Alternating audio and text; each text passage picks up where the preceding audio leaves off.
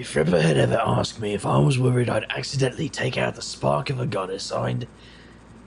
No. Yeah. Ripper ain't here right now either.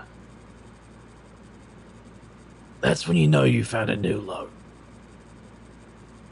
I'd like to say I have some funny quip, but here's where Ripper would have already come up with the joke a few hours ago. She's... somewhere. I'm in an alley, holding my other best friend, whose existence has been poisoned, and I didn't even know. And that thing that let her change the world just went out. Valentine, Anne's not the ink goddess anymore. But there's that saying, right? Once a goddess, always a goddess? Is that a saying? She can't just... It isn't possible. She just needs to heal. Wobbles, she's got no magic left. She's mortal. Can we... I don't know. Do a magical infusion. Zero, can you patch me into her or whatever it is you do? Yeah, but that'll turn you into non-magical... Well, you won't have your magic. I don't have a stupid tech reference here. Oh, hold still, Valentine. I'd like to say this isn't gonna hurt, but, you know, it will. Don't care. Like, a lot. Just do it, Zero. Valentine, the hammer's useless for another day or so. Let me stabilize Anne. You already burned your ferret body for me. I'm not asking you to give up more. Cram it, Drunky Pan. That thing's got my body, and we need you. As much as I hate to admit it, you're the better one to lead this fight. Frieza? Thanks. You know, I never thought I'd hear that from you. Alright, Zero Day. Hook me in, or jack me up, or whatever. Don't try and use tech terms right now. Or ever. One shifter adapted power transfer cable coming up. Yeah, that's just creepy. Oh, I'm sorry. Can you do the complex magical manipulations to convert shifter rage into a magical supernova known as the Spark of the Ink Goddess? Now hold still. Guys, I'm hearing sirens in the distance. I don't think we rolled a successful stealth check here. I got Anne, but we aren't moving fast. In that case, we need a distraction. Inkling? Are you up for some nonsense? Minor nonsense, or we'll need to explain this to Madeline tomorrow and she'll probably murder us nonsense. Use your best judgment. I'm working on a portal. You sure, boss? You know my judgment is your judgment, right? Yep. I'll do a big graffiti. How's that gonna help? You'll see. Inkling reaches into his coat pockets and pulls out 2 tiny cans of spray paint. He starts to paint various cartoonish versions of himself on the wall until about a dozen or so of the crude little buggers adorn the brick. Mosh pit! The little Inklings, who, and I cannot stress this enough, are already plenty creepy, peel themselves off the wall and pop into existence. Inkling throws the can away and salutes them in the only way I would know how. I hate it here so much. Alright, you expertly drawn knot. The cops are on their way, and I need you to keep them off our backs. This is our finest moment. Once more onto the bridges. We're bridging over the River Kwai to Forza 10 from Navarone. War movie. Why though, maybe we should defund the police instead of staging an elaborate distraction. We don't have time for systemic solutions to entrenched social problems. You are my creations, and you'll fall into line. Okay, Boomer. What? Boomer? Oh no, Inkling, you've created Zennials! Inkling, you've created Zennials. Do this, and I'll take you all out for drinks afterwards. Woohoo! I have a much deeper understanding of you now, boss. You understand what a pain in the arse you can be? Not really. Now, if you'll excuse me, I'm about to go gyrate inappropriately at law enforcement.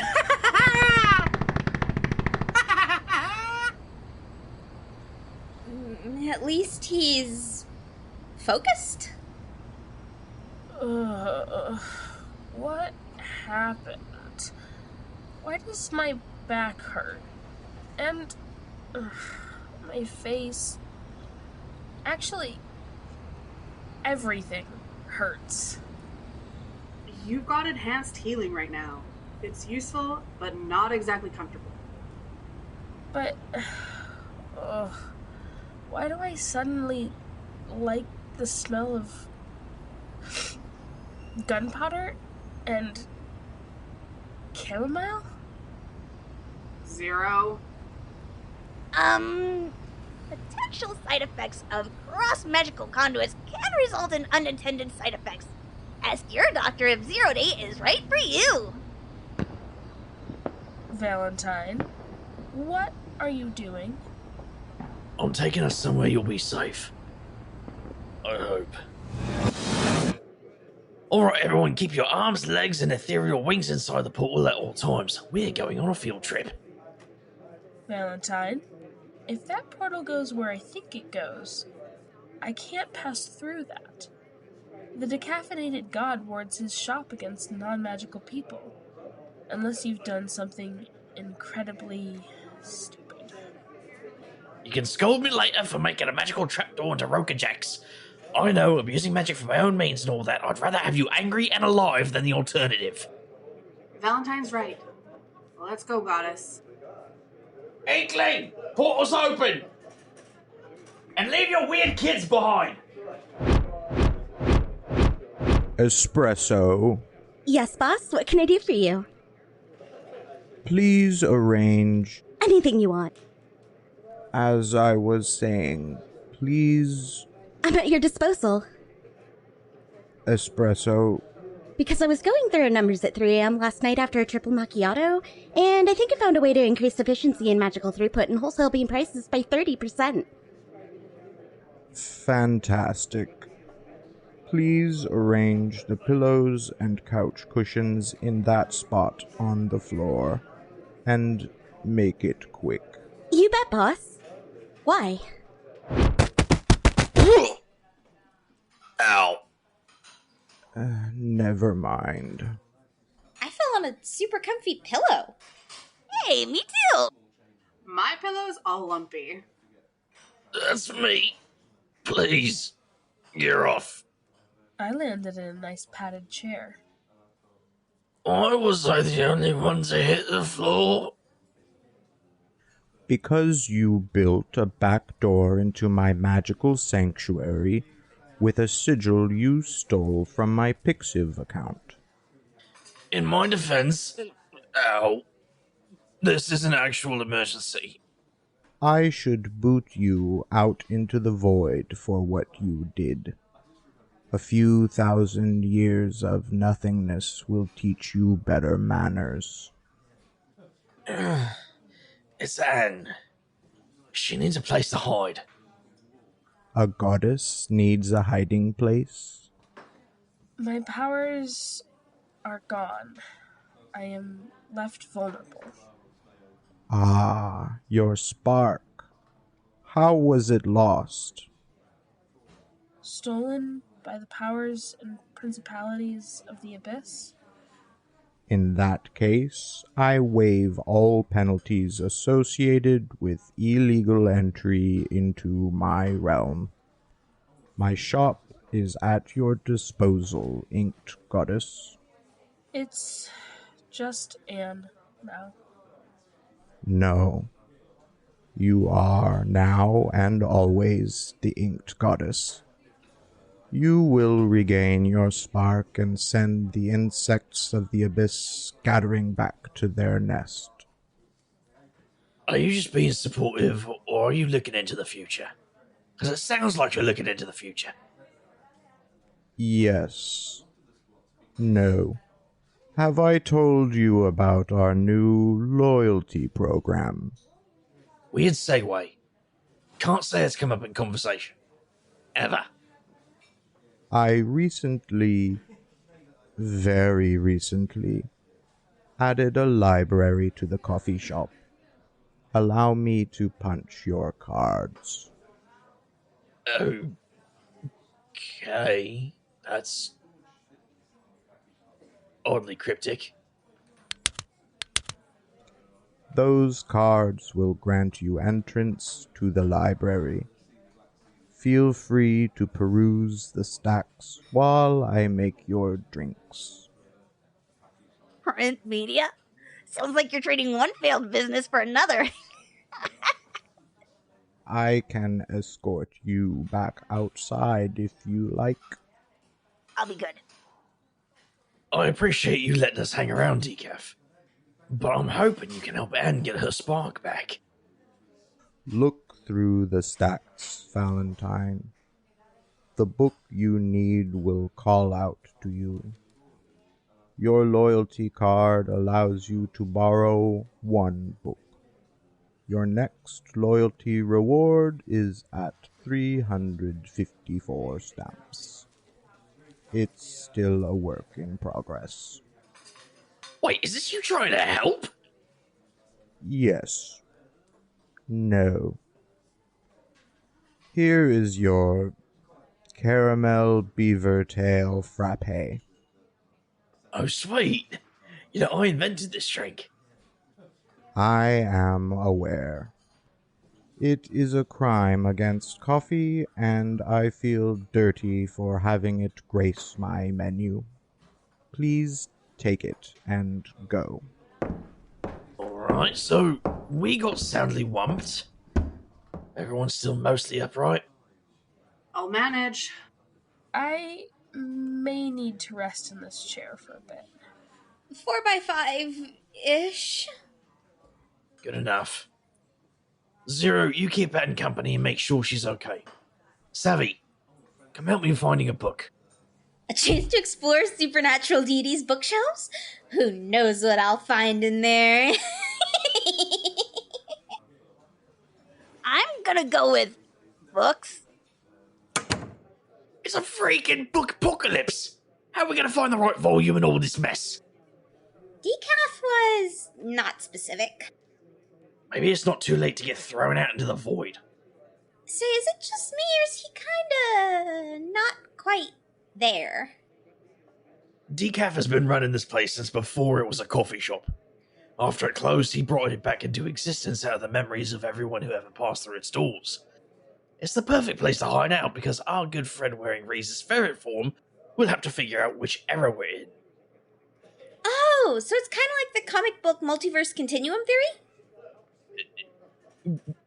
No, he exists in all points in time.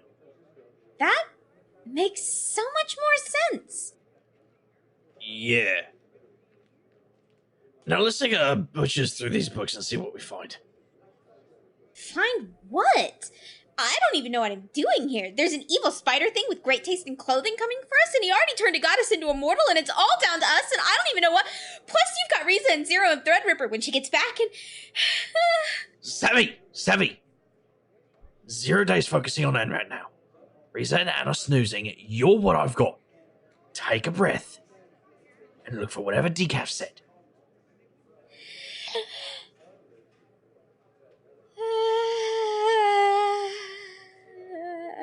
Okay. He said a book that calls to you. Books don't even make noise. Unless you drop them on your foot, I guess. Ow! Sorry. Exhausting all our options. Anyway, decaffeinated god didn't mean that a book is literally going to call to us. He was being all cryptic and metaphorical.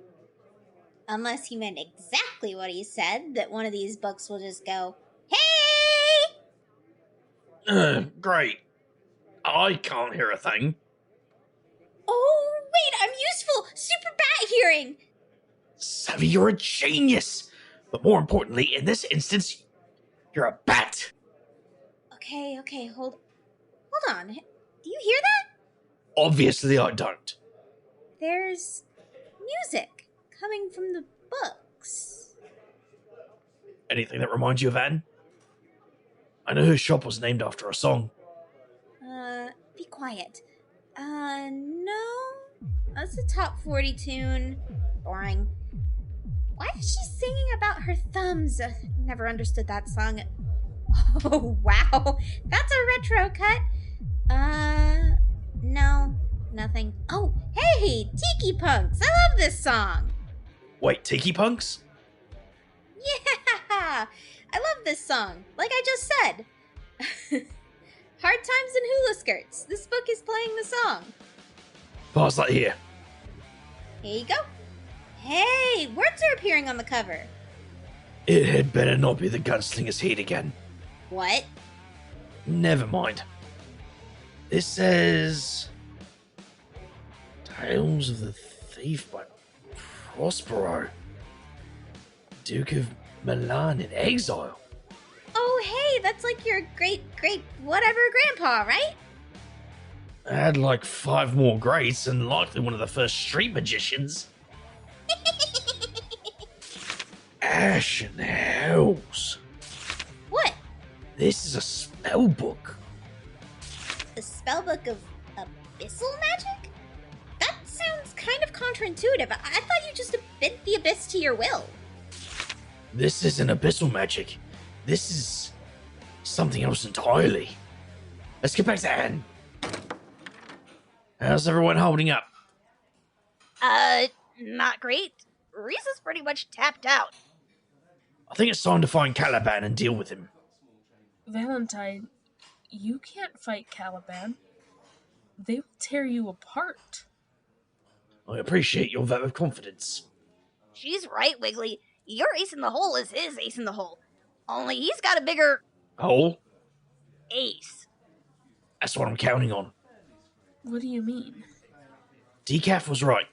The book I needed was calling to me. I'm gonna walk in the steps of dear old great etc. grandpa. What can I do? Riza, I don't know if you're in any shape to fight right now. Count me in then. Savvy? This isn't like any fight before. I know, but Valentine's going out there to help Anne. You're barely holding yourself up after using the hammer and keeping Anne alive. Face it, I'm the best we've got. I believe if I assist Valentine, it'll increase our chances. I guess it's up to me to put you two over the top. Zero Day takes the stage. Are you self-narrating? Figure if we're about to eat it, I'm gonna go out with an awesome line. And I know this is a risk. If I'm right, I may be able to save you this time, and if I'm wrong, keep 0 Day away from my browsing history. Be careful, Valentine. Kick it in the you-know-what. Let's get to kicking. Think it'll take long to find him?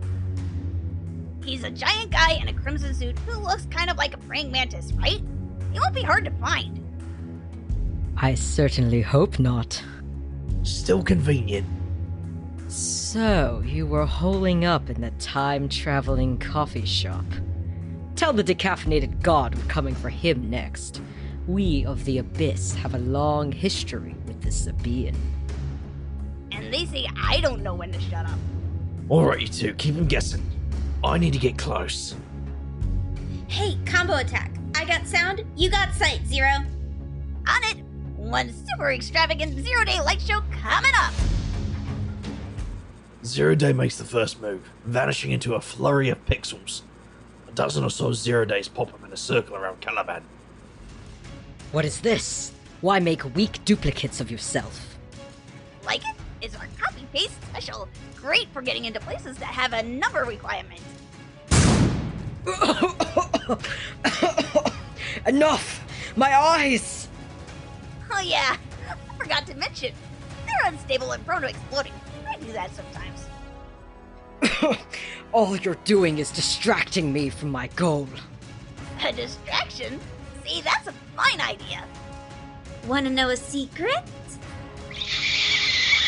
My ears! You infernal harpy!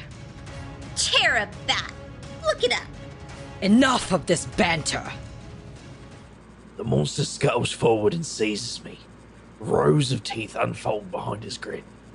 Close up, I can see the abyssal ants squirming across his flesh, binding and holding his form together.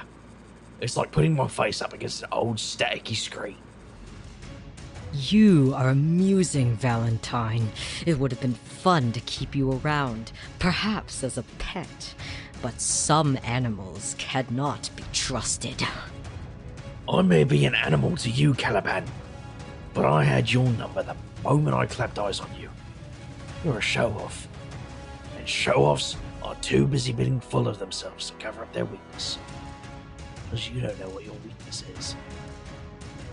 And what, pray tell, is my weakness? Is it pride? Vanity? Enlighten me. Are we doing the deadly sins? It's sloth, mate. You're sloppy. You left the door open. Before the blighter has a chance to understand what I'm saying, I tear open his double-breasted jacket and step through. I'm passing through the empty space of his body, following the trail back to the abyss. His voice howls in confusion and frustration, filling every atom around me. I can feel it boring into my mind, threatening to tear me apart. Then, I'm through, flying high above the abyss. Caliban was right. My last visit barely gave me a glimpse of the place. Now it unfurls below me, plains and mountains, rivers of faintly crying lost souls. Palaces constructed from the bones of unimaginable creatures. The land seems to rise and fall, the still living lungs of some gigantic beast, vivisected and exposed. Eventually, maybe it's seconds, maybe it's years, I spot a glimmer in the darkness, a flickering light atop a tower. It's Anne's spark. No, it's many sparks. Past gods and goddesses ensnared by the abyss, all of them concentrated into one blinding point of light. I reach out to grasp it, and just as I get hold of it, cold fingers grasp my collar and yank me back into the world. I tumble onto the sidewalk. Caliban is pulling at his jacket, looking frantic. Where did you just go? Like I said, you left your door open. You came here to steal Anne's spark. You never thought someone would plunder your house in turn. What did you take? Valentine, you found my spark. Oh, not just yours, Anne. Every spark the abyss ever seized. Here it is. Time to restore what was lost. That is mine!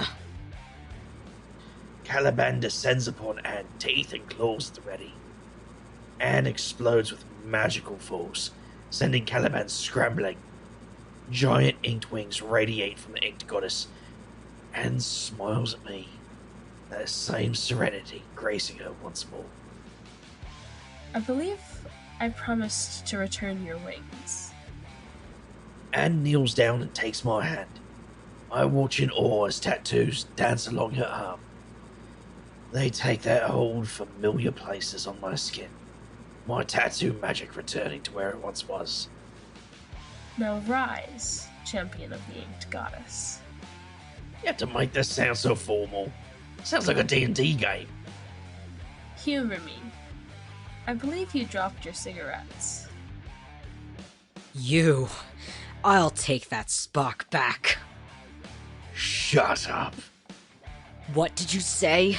I am going to... I said shut up. You're getting no spark today. Oh, that delicious murder buzz dipped goodness. Tire fire in a candy factory. As the inspiration reacts to my tattoos, I feel the wellspring of power surge within me. I extend my inked wings. Magical fire and ice dance along their veins. Please, I cannot return empty-handed. Do you want more power? I can give you whatever you need. Oh, now we're negotiating. I thought all deals were off the table. You best scamper back to the abyss. Let them know the Queen City Supernaturals send their regards. And tell your masters that their days of stealing the powers of the Inked Goddess are over. No. Ow, my everything. That was painful. Let me tend to both of you. Thanks. Wait, you have curative magic? That was never in the wiki. Extending some of my tattoos onto you lets you share in my own power. That's new. I have my connection back to the goddess's spark again. This time feels different. So many goddesses pass live within me now. It's nice to have my tattoos back.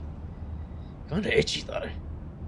I have recreated all your tattoos, plus inscribed a few new spells for you, including binding Inkling to you instead of the Abyss. Wait, did you? You may want to check that one later. I've seen enough nightmares for a while. Thanks. Sorry I wasn't able to rescue your shifter form as well. It's fine. I still got my shotgun and a few other tricks up my sleeve. How'd you realize you could do that? I'm a thief, bound to the Abyss. Or at least, I was. Technically, it meant that I'd be summoned there someday. Back when Prospero first made his deal with the Abyssal Powers, nobody expected anyone from his line to try and break in. I was a living key, and Caliban there was a doorway in a three-piece suit. Valentine, thank you. Oh, don't worry about it. Figured if I was responsible for the spark going out, it's my job to get it back, right? So, now what? I've got my tattoo spells back, Anne's got her spark. We trounced a high and mighty Abyssal. I got the perfect plan to kick the rust off the tires. You have been listening to the Graveyard Tapes, Heart and Spark, Part 2. Written by Dustin Gray. Edited by Aidan Morgan, Angela Dumalog, and Nikki Ewart. Audio engineering by Robin of Psychonautia. Produced by Brianna Jean Toiber. With the voices of Chase Hunter as Valentine, Caitlin Sinnott as Riza, Patrick Mendelson as Inkling, Zion and Eden Whitebird as Inklings 2 and 3, Casey Glover as Savvy, Robin Strong as a Decaf God, Aurora Fernandez as Espresso, Fenway Jones as Anne, Nala J. Wu as Caliban, and Angela Dumalog as Zero